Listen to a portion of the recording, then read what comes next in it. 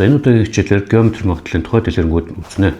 Өмнөх хичээлдэр бол геометри магадлалын тодорхойлолтыг нь л товчхон дурдсан байгаа. Одоо жишээ болгож хэрэгтэн бодлогыг бодж үзье.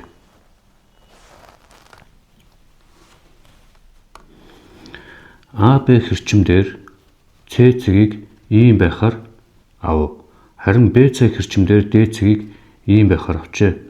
АБ хэрчмээс нэг цэг санамсаргүйгээр сонгоход CD хэрчмээр таарах магадлалыг ол.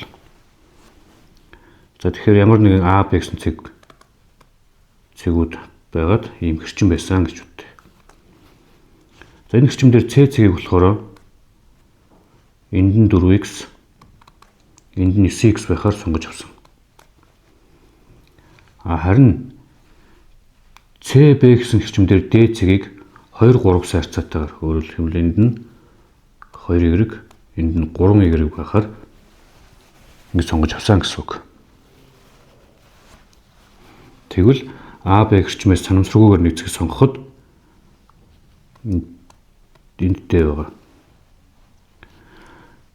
Сонгоход CD буюу энэ хэрчмээр таарах магадлалыг олох нэ. За геометри магадлалын тодорхойлолтоор болохоор бидний олох гээд байгаа магадлал нь CD-гийн уртыг AB-гийн уртад харьцуулсан харьцаатай тэнцвэр. Тэгэхээр CD-гийн уртыг олох хэрэгтэй юм байна. AB-гийн уртыг олох хэрэгтэй юм байна.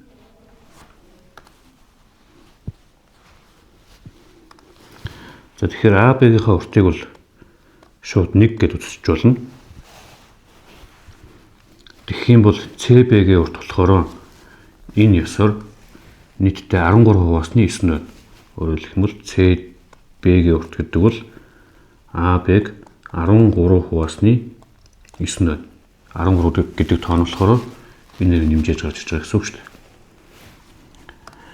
За гэтэл D цэг нь болохоор энэ CB-г 5%-ны 2 байна.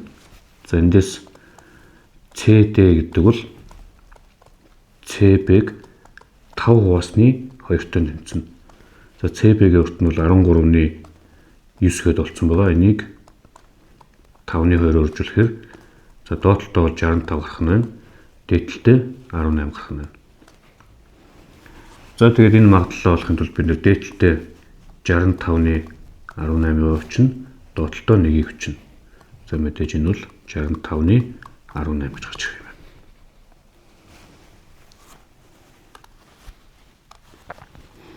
За радиусын урт нь 5 байх тойрогт зөв гурвалжин багтав. Тойргийн дотроос санамсаргүйгээр нэг цэг авахд тэр цэг нь зөв гурвалжин дотор таарах магадлалыг олгож байна. За энийг 6-аар дүрслэвэл ийм 5 радиустай тойрог байгаа. Тэгээ энэний дотор талд нь зөв гурвалжин багтах хэрэгтэй. Тэр зөв гурвалжнаа зурах юм бол ингэж дүрслэгдэнэ. Тэгээ бид нэр тойргоос санамсаргүйгээр нэг цэг сонгоход тойргийн дотор талаас. Тэгэхэд энэ улаан гурвалжин дотор тарах магадлалыг олно. За энийг А гэж, энийг Б, энийг С гэж, тойргийн төвийг О гэж. Тэгээ бид нэр бол ерөөхдөө яах ёстой вэ гэхээр бидний олох гээд байгаа магадлал нь А, Б, С гэсэн гурвалжны талбайг тойргийн талбайд харьцуулах ёстой. Тойргийн талбайг бид шууд мэдж байгаа. P гүрчг нь радиусын квадрат. Радиус нь 5-тай тэнцүү учраас шууд юм бол. Одоо бид нэр зөв гурвалжныхаа талбайг болоод дээр нь бичих юм бол магадлалаа олж чадна гэсэн үг. За зөв гурвалжныхаа талбайг олохын тулд ингэж зуръя. За мэдээж бүтэн тойрог 360 гэдэг 360-ыг 3 тэнцүү байхаар энд нь 120 градус гэж гарч ирнэ. За тэгээд OB-гийн урт бол 5-тай тэнцүү. OA-гийн урт ч гэсэн бас 5-тай тэнцүү. Тэгэхээр эхлээд энэ жижигхэн гурвалжны талбайг олъё. Энэ гурвалжны талбайг болохдоо S тэнцүү 2-1-ийг үржих нь AB, үржих нь синус гамма гэсэн энэ томьёог ашиглана. За мэдээж зэрэг 2-1 хэвээрээ байж гэн. Бидний хувьд бол мэдэгдээд байгаа хоёр тал нь 5 гэсэн хоёр тал байгаа учраас 5-ыг үржих нь 5 гэж үжээ. Энэ хоёрын голд байгаа энэ үнцэг бол синус 120 градус.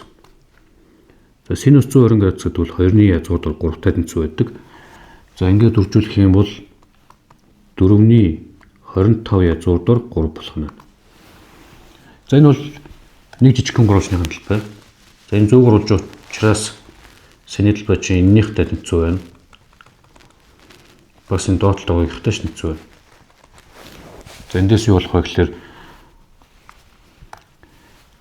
энэ жижигхэн бол АО Б-ийнх байсан. За жинхэнэ том гурвчны талбай А, Б, С гэдэг гурвчны талбай болохоор энийг 3 орчинтэй тэнцүү байх хэрэгтэй. Тэгэхээр 75 язгуурдаар 3-ыг хуваах нь 4 бол. За мэдээж энийг энэ төч чинь 75 язгуурдаар 3-ыг хуваах нь 4.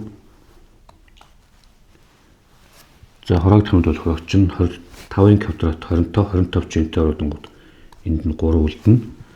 За тэгээд дээр 3 язгуурдаар 3-тай доороо 4 π гэж гарч ирнэ.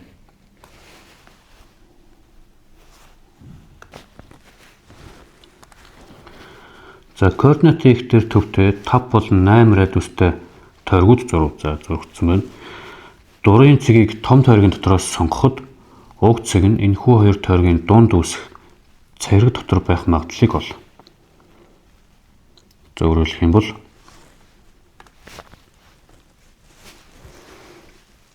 энэ будагдсан хэсэг дотор тарах магадлалыг олно гэсэн үг. За мэдээж цэгээ бид нэр том тойргоос сонгож байгаа. Тэгэхээр бидний олох магадлал болохоор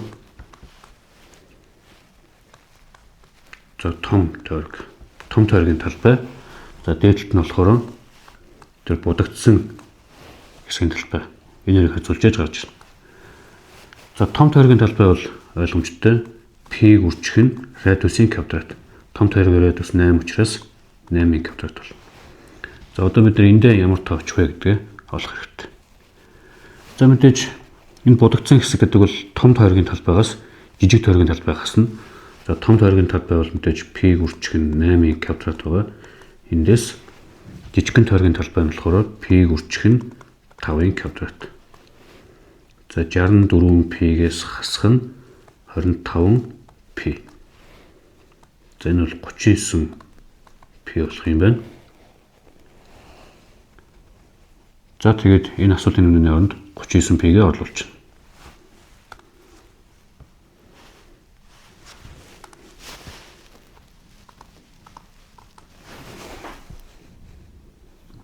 За P-гүүд нь хоорондоо ороогдоод доороо 64-тэй дээрээ 39 гэж гарч ирэх юм байна.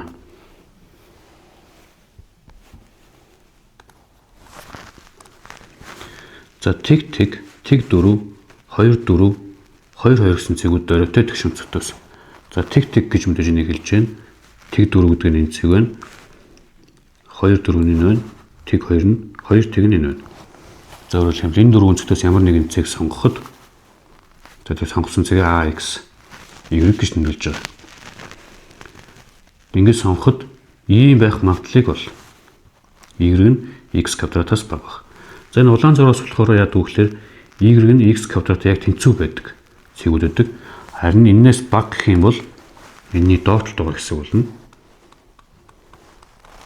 Энэ будагдсан хэсэг бол энэ нөхцөлийг биелүүлнэ. Тэгэхээр бид нэр Y байх магадлалыг олно гэдэг нь тэр улааны талбайг тэгшүнцгтийнхаа талбайд хацуулсан харьцаатай тэнцүү байх хэрэгтэй. За мэдээж тэгшүнцгтийн талбай бол мэдээж 2-ыг үржих нь 4 буюу 8 гарч ирнэ. Одоо бид нэр улаанаар будагдсан энэ төрсийн талбайг олох хэрэгтэй. За энэ талбай бол мэдээж ерөг интеграл тэгээс 2-ын хооронд x квадрат dx байна. За x квадрат хийх функц нь x-ийн 3 зэргийг хуваах нь 3. За тэгээд тэгээс 2 гэж бичигдэнэ. За 2-ыг орлуулах юм бол 3-ны 8 болно. Хасах нь тэгийг орлуулахаар 3-ны тэг буюу 3-ны 8 гэж гарч ирнэ. За улаанаар будагдсан хэсгийн талбай бол 3-ны 8 юм байна. За 3-ны 8-ыг энэ доотлолт нь 8 гарч байгаа. Хуваачих юм бол 3-ны 1 гарна.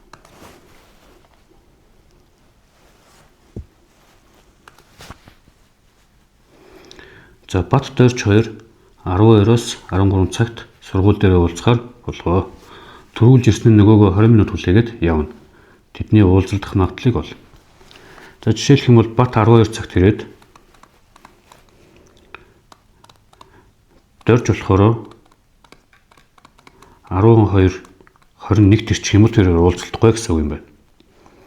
Хэрвээ дорж нь 12 19 тэрч юм бол уулзалтна. За бат нь 12 40-д ирээд дорж нь 12 20 тэрх юм бол уулзалтна. 12 20-оос өмнө ирчих юм бол уулзалтахгүй. Бас 13 цагт ирэх юм бол 13 цагт ирэх юм бол уулзалтах юм байна. За хэрвээ энийг 30 болгочих юм бол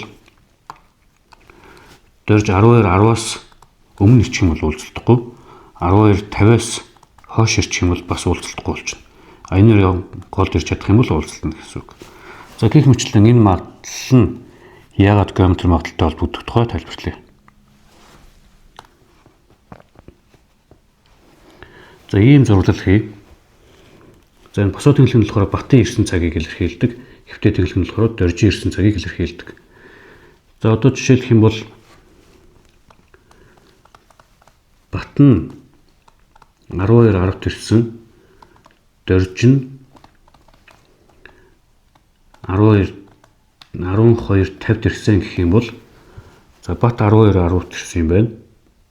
Тэгэхээр батын ирсэн цаг бол энэ зураас нэр байгаа гэсэн үг. Доржин 12 50 ирсэн гэхэлэр энэ цэг илэрхийлж байгаа байхгүй. Өөрөөр хэлэх юм бол батын ирсэн цаг, доржин ирсэн цагийг бид нэг цэгээр төлөвлүүлж чадна гэсэн үг. За жишээлх юм бол энд нэг цэг хатгая.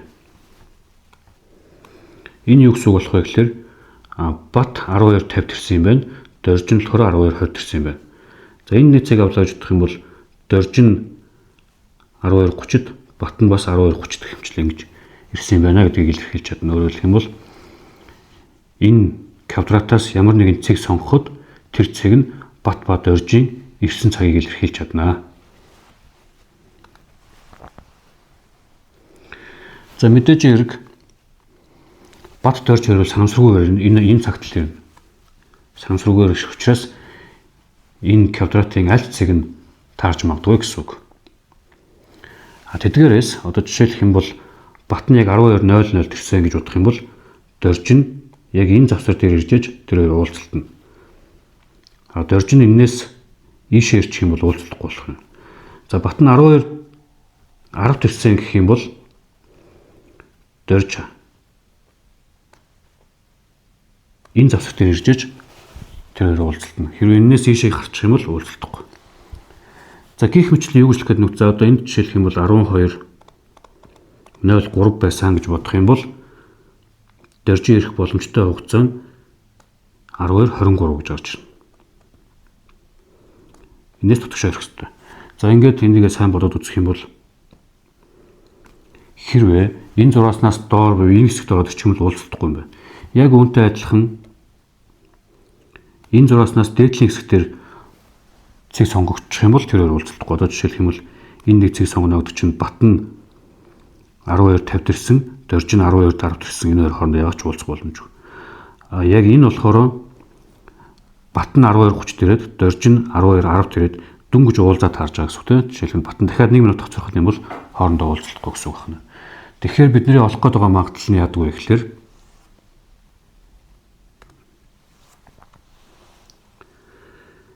энэ квадратаас бид нар ямар нэгэн цэг сонгоход яг энэ голын хэсэгт таарах магадлалыг олоо гэсэн болготой яг адилхан болчдөг. Өөрөөр хэлэх юм бол энэ квадратаас ямар нэгэн цэгийг сонгоход энэ улаан дотор таарах магадлалыг олох буюу уулзалтах магадлал гэдэг маань энэ будагдсан хэсгийн талбайг том квадратын талбайд хуваана. За квадратын талбайг бид нэр 60 минут гэж тооцчих юм бол 60-ыг 60-аар жуулээд 3600 гэж гарч ирнэ. Одоо бид энэ улаанаар их будагдсан хэсгийн талбайг олох хэрэгтэй. Улаанаар их будагдсан хэсгийн талбайг олохын тулд нийт том талбайгаас энэ хоёр талбайг хасаад гарч ирнэ. Энэ талбайг хасчих юм бол энэ улаанаар будагдсан хэсгийн талбай гарч ирнэ. За мэдээж энэ хоёр бол нийлж хэрэг нэг квадрат болчихно. Хэдтэй квадрат болох вэ гэхээр ийшээ 40-тэй квадрат болчихно. 40-40 үржүүлэхээр 1600. Тэгээ 1600-ыг хасчих юм байна.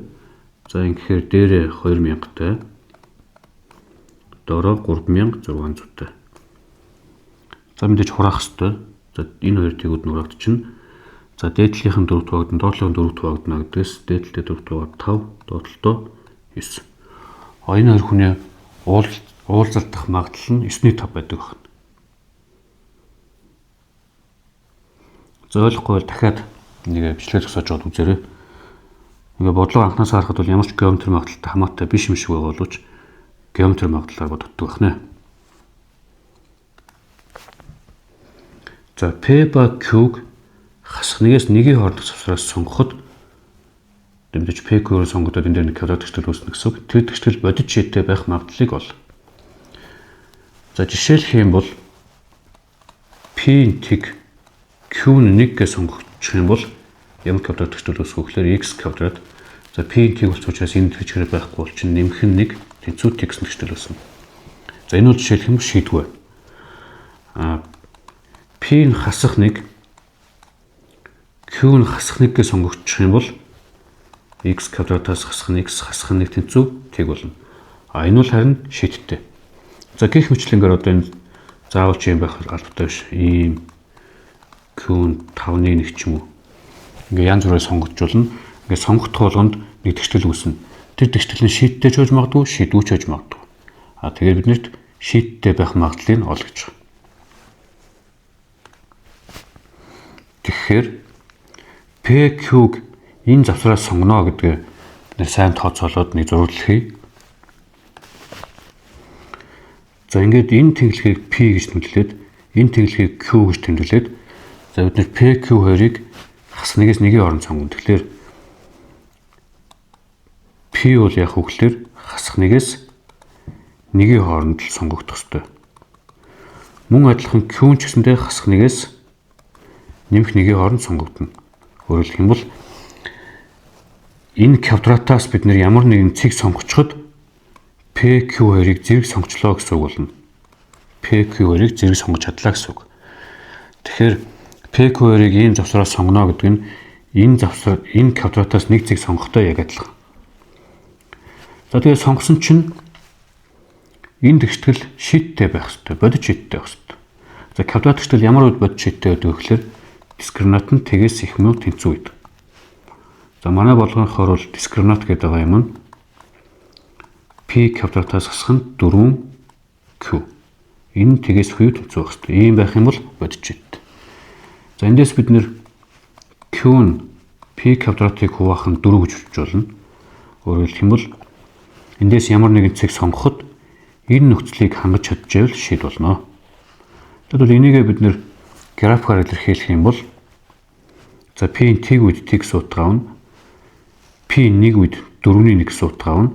За ер нь бол энэ параболыг 4-т хуваацсан буюу 4-т агшаацсан гэсэн үйл болно гэсэн үгд. Ийм график гарч ирнэ. Тэгээ Q нь энээсээ бага байх хэрэгтэй гэдэг нь юу гэсэн үг вэ?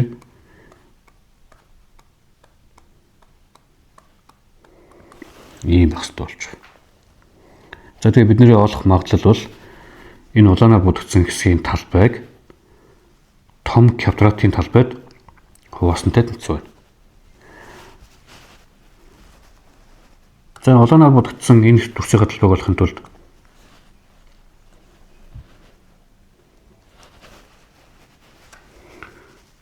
ингээс салгая. Энэ талбай бол маш амархан цэнхрээд хүрээлцэн байгаа хэсгийн талбай бол урт нь 2-тэй тэнцүү, өргөн нь 1-тэй тэнцүү, 2-ыг үржих нэг буюу 2 гэсэн талбай гарч байна. Одоо энд байгаа жижиг хэсгийн талбайг бол энэ шараар бодоод байгаа энэ жижиг хэсгийн талбай бол энэ талбайг бид интегралаар бодож болно. Интеграл хасах нэгээс нэгийн хооронд. За энэ функц нь болохоор P квадратыг хуваах нь 4 dp. За ийм боллоо. За энэ яг тэгш функц учраас бид нэр 2-ыг үрчгэнэ гэдэг интеграл тэгээс нэгийн хооронд P квадратыг хуваах нь 4 dp гэж үзүүлнэ. За уртлын 25 хэвээрээ байж гэн. Энэний функцийг болохоор P-ийн 3 зэрэг тэгээ 3-т нь байхаар доороо 12 боллоо. Тэгээд тэгээс нэгийн хооронд. За хураацсан ч болно шууд дараад нь хураасан ч болно. За нэгийг орлуулахаар энд 12-ны 1 болоод энэтэйгээр нэлээд 6-ны 1 болно. За тгийг орлуулах юм бол шууд тийг болно. За ингээд энэ шараар бүтгцэн хэсгийн хэлбэр 6-1 юм байна. За 6-1 дээр энэ доотлынхоо 2-ыг нэмнэ. Тэгэхээр 2 дээр нэмэх нь 6-1 гэхлээр 6-ны 13 болно.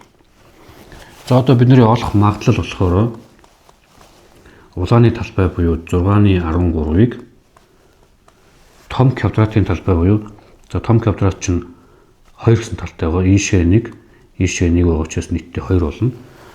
2-ыг 2 хожлоод 4 болох юм байна. За энийг цааш нь явуулах юм бол 24-ний 13 гэж гарч байна.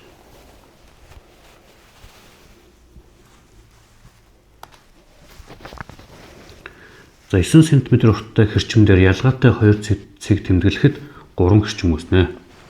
Энэ 3 хэрчмээр гурвалжин байгуулж болох магадлалыг бол. За энийг 6 тайлбарлая гэх юм бол А, Б гэсэн ийм 9 см урттай хэрчм байсан гэж үү. Энэ хэрчм өөрт 9 см. Хэрвээ 2 цэгийг ингээд сонгоод авчих юм бол энд нэг жижиг хэрчм, энд нэг жижиг хэрчм, энд нэг урт хэрчм үүснэ.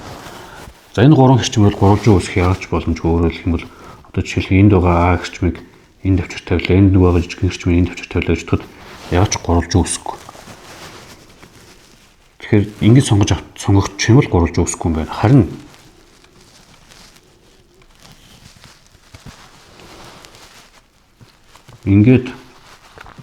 ингээд сонгочих юм бол гурвалж үүснэ. За гурвалж үүсгэхийн тулд яадаг вэ гэхээр хэрвээ А, Б, С гэсэн 3 тоо ийм урттай 3 хэрчим гурвалж үүсгэхийн тулд А, Б-гийнх нь нийлбэр С-гээс их байх ёстой. А, С-гийнх нь нийлбэр Б-гээс их байх ёстой. Б, С-гийнх нь нийлбэр А-гаас их байх ёстой. Өөрөөр хэлэх юм бол аль нэг хоёрыг нь аваад нэмгүүт нөгөөхөөсөө заавал их байжж гурвалж үүснэ. Хэрвээ бага болчих юм бол түрүүний тохиолдол шиг ингээд аль нь хүрхгүй ингээд болчдөг байна шүү дээ. За тэгэхээр ийм нөхцөл биелжээж гурвалж үүсдэг. За одоо бид бүгдөө ингэн ялгаатай 2 цэг тэмдэглэхэд эхнийхээ цэгийн координатыг нь x, дараагийнхаа цэгийн координатыг нь y гэж тэмдэглэж. За мэдээж хэрэг y нь арталтайч байж болно, урталтайч байж болно. За одоохондоо бол y нь арталтай байдаг тохиолдол дээр нь бодчихъя. Дараад нь y нь урталтай байдаг тохиолдол дээр нь бодчихно. За ингэж тэмдэглэх юм бол мэдээж эхний хэрчмийн урт x болно, дараагийн хэрчмийн урт болохоор y-ээс хасах нь x болно. За харин хамгийн артлын хэрчмийн урт болохоор x-өөс хасах нь y болно. Энийг тэг гэж утсан гэсэн үг шүү дээ. Энийг 9 гэж утсан байна. За тэгэхээр гурвалжны тэнцвэр бисаар яг хөглөр эхний хоёрын нийлбэр нь x дээр нэмэх нь 9-өөс хасах нь x нь 9-өөс хасах нь y-ээс их байх ёстой. Нөгөөдгөөс их байх ёстой. А эхнийх болон 3 дахь нийлбэр нь x дээр нэмэх нь 9-өөс хасах нь y гэдэг юм нь эннээс их байх ёстой. За мөн адилхан сүүлийн хоёрын нийлбэр y-ээс хасах нь x дээр 9-өөс хасах нь y-ийг нэмэх юм бол x-ээс их байх ёстой. Энэ гурван нөхцөл зэрэг биелжээж гурвалж үүснэ. Бидний сонгосон x, y маань энэ нөхцөлийг биелүүлж чадах юм бол гурвалж үүснэ гэсэн үг. За эхнийхийг бодох юм бол энэ хоёр нь устдаад y нь тэгээс их гэж гарч ирнэ.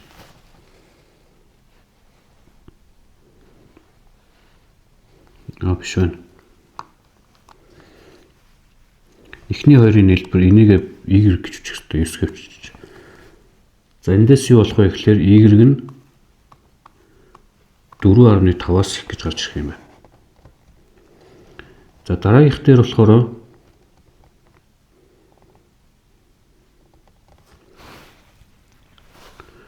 2x болоод y нь x дээр нэмэх нь 4.5-аас бага гэж гарч ирнэ. За 3 дугаарх нь бодохоор эднэр нь устдаад x нь 4.5-аас бага гэж гарч ирнэ. За x хэрэг самсруугаар сонгосон чинь ийм байх магадлалыг олно гэсэн үг болох нь. За уртлын хэсгийг ялгахчээ.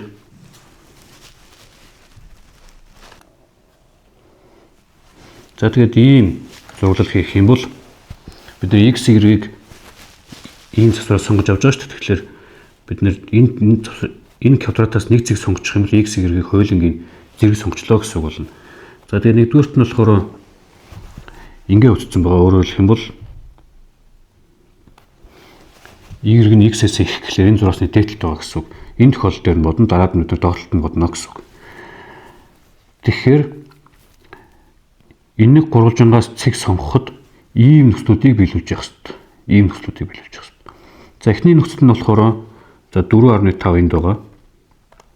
Y нь 4.5-аас их байх хэрэгтэй гэнэ. Тэгэхээр энэ зураснаас дээш байх хэрэгтэй. Харин x нь 4.5-аас бага байх хэрэгтэй гэнэ.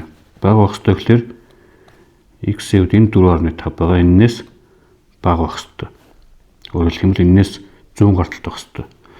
За энэ нөхцөлийг харах юм бол y за y-ийн 100 x дээр нэмэх нь 4.5 гэдэг шулуун ийм байна. Тэгэхээр эннээс бага байх хэрэгтэй бол. За энэ гурван нөхцөл гуруула зэрэг биелж байгаа газар хаана байна вэ гэхээр энэ завсар дээр. Энэ гурвалжин гэсэн үг.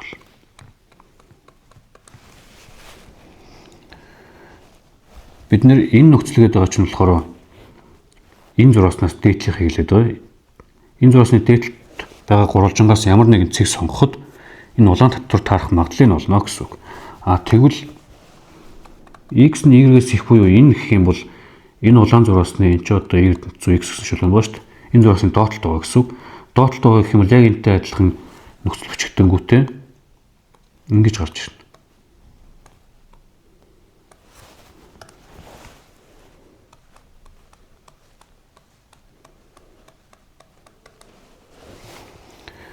За тэгээ ерөөхдөө бол 9 гэсэн квадратаас ямар нэгэн цэг сонгоход улаан дотор таарах магадлалыг олно л гэсэн үг. Улаан дотор таарч чадах юм бол гурвалжны тэнцэтгэл биш буюу энэ нөхцөл биелээд энэ нөхцөл биелчих юм бол гурвалж үүсч болно гэж байгаа юм. За тэгээд хамгийн сүүлд нь магадлалаа олох юм бол мэдээж энэ улааны талбай болохоор 4.5 2 даваа гэхэлэр чинь нэг бүтэн квадрат болчин 4.5-ын квадрат. За харин доотлолттой болохоор энэ том квадратын талбай гэхэлэр 9-ийн квадрат болно. За энэ бол мэдээж хэрэг хураагдаад 2.1 квадрат гэхэлэр 4.1 гэсэн магадлалтай гэж гарч ирэх юм байна.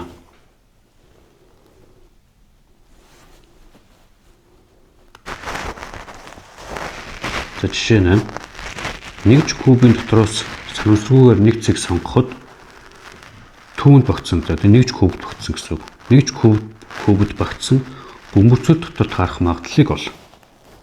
За үүнийгээ 6-аар дүрслэх юм бол за иймэрхүү байгаа гэсэн үг.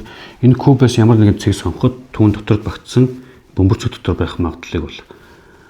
За ер нь бол багтана гэдэг нь юу гэж байгаа юм бэ гэхээр бөмбөрцөг бол дээдлийн талс, хажуугийн талс бүх талсуудыг шүргэж байгаа гэсэн үг.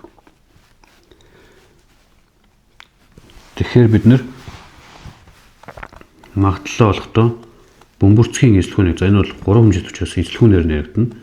Кубын эзлэхүүнд харьцуулна. За кубын эзлэхүүн бол нэгж куб гэж байгаа учраас талуудынх нь нурт юу 1-ийн куб буюу 1 гэж гарч байна. За 1-ийн куб гэвчиж. Одоо бид нэр дээдлэлтэн бөмбөрцгийн эзлэхүүнээ олж хэрэгтэй. За хэрвээ энэ дүрсийг яг их зурдаас нь харах юм бол биднэрт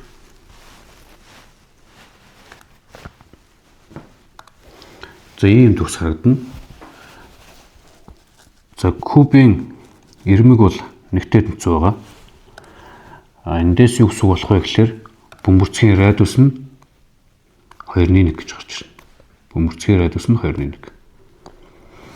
За тэгэхээр бөмбөрцгийн эзлэхүүнийг олохын тулд бөмбөрцгийн эзлэхүүн гэдэг бол 3.4-ийг үржих нь π тэгэхээр радиусын куб байдаг. За энийг цааш нүчих юм бол 3.4-ийг үржих нь π. За радиусын оронд 2.1 байгаа. 2.1-ийн 3 зэрэг гэхэлэр 8.1 болно. За энд нь хураагдахаараа 6-ны π болох нь. За өөрөөр хэлэх юм бол энд байх тоог бид нэр бодоод олчлаа. Энэ бол 6-ны π байх юм байна. 6-ны π-г нэг туваагаад 6-ны π нь өөрөө гарч ирнэ гэсэн үг. За энэ бодлого бол хэрвээ бидний олох гэж байгаа зүйлс нь огторгоо буюу 3 хэмжээтэй байдаг юм бол бид нэр тэдгээр битүүдийн эслхүүнийг нь хооронд найзуулж яж магадлал нь олдгоо гэсэн юм тайлбарлаж байгаа.